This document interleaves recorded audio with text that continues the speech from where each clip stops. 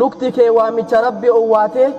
kallachi kee rabbi gadi jedhee duydi kee rabbi hundhuluun akka dhamala ibiddaa harkatti qabatteeti ati namni maal naan jedha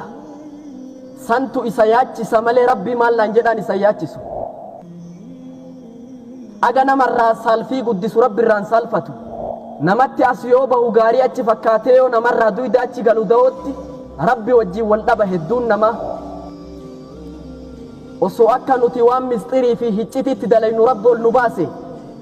luka walitti maxxanfannee wajjin salaannu ture maqoota mana fincaanii irraa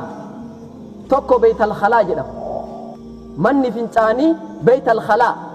li'anna shakhsa yakhluu binafsi sababuma namtichi adda'u fi kophaa itti bahuuf mana kophaa itti bahan jedhama manni fincaanii mana fincaanii ati nama wajjin seentu haajaa dhuunfaa keetii san osoo hin taane haajaa rabbiif jecha si baastee adda namarraa fafaadat caynaa ijji nama sanii dhangalaate mimmaan gabricha san rabbiin gaaddiseessaf jedha rasulli huccuu akkanatti mammaratee xarafa madiinatti baha subii salaatee bakka inni dhaqu namni hin beeku ture yuunus ibnu mattaan eeyyama rabbii malee biyyaa ba'e rasulli immoo eeyyama rabbiitiin makka irraa ba'e zubeydaan tuni halkan keessa kaatee fooqii abbaa mana isiirra ol baatee laa ilaaha illa allah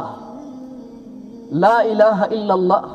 jamaalli aaminaan deesse muhammad salawaatu rabbii wasalaamu alayhi qaama namaa kana kutaa fooniitu jira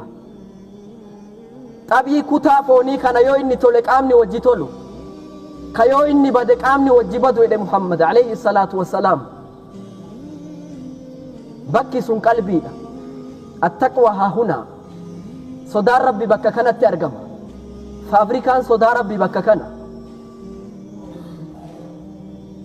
ka'umsi sodaa rabbi bakka kana lukti kee waamicha rabbi owwaatee kallachi kee rabbi gadi jedhee duydi kee rabbi hundhuluun akka dhamala ibiddaa harkatti qabatteeti ati namni maal naan jedha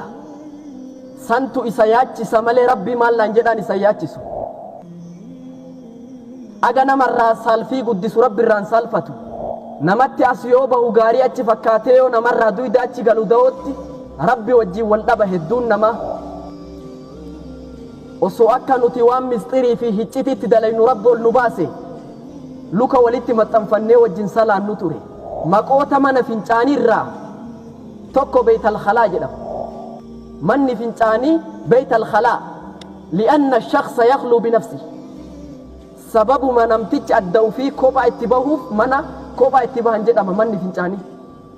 mana fincaanii ati nama wajjin seentu